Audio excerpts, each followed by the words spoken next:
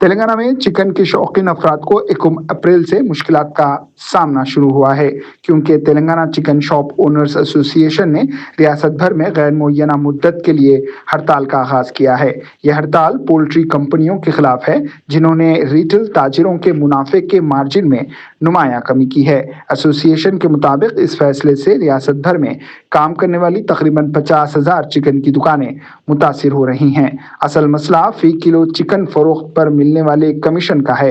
Association के रहनुमाओं का कहना है कि गुज़िश्ता 20 बरसों से पोल्ट्री कंपनियां रिटेल ताजिरों को फी किलो 26 रुपए का मुस्तकिल मार्जिन दे रही थीं। ताहम हाल ही में इस मार्जिन को अचानक कम करके 16 रुपए फी किलो कर दिया गया, जिससे शदीद नाराजगी पैदा हुई है। एसोसिएशन के एक नुमाइंदे ने कहा है कि बिजली, किराया और मजदूरी के बढ़ते हुए अखराजात के पेश नज़र 16 रुपए के मार्जिन पर दुकान चलाना नामुमकिन है। रिटेलर्स अब मुतालबा कर रहे हैं कि मौजूदा मुआशी हालात के मुताबिक मार्जिन कम अज कम 30 रुपए फी किलो किया जाए।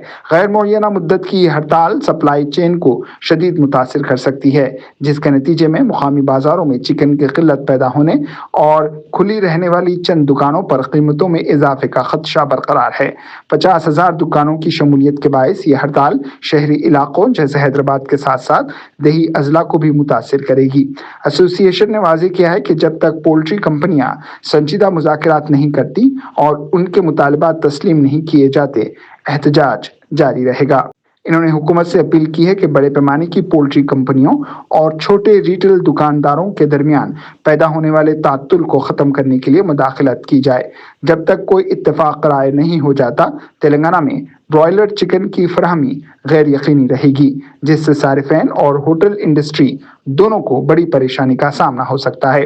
पोल्ट्री कंपनियों और चिकन शॉप ओनर्स एसोसिएशन के दरमियान ये तनाज़ा आवाम के लिए मज़ीद महंगाई का पेशगमा बन सकता है, क्योंकि चिकन शॉप ओनर्स एसोसिएशन और पोल्ट्री कंपनियों के दरमियान ये रसाकशी चिकन की कीमतों में इजाफे का जरिया ना बने। अगर ऐसा होता है तो आवाम की जेब पर एक बार फिर बोझ डाला जाएगा। ब्यूरो रिपोर्ट, मुंसिफ न्यूज़।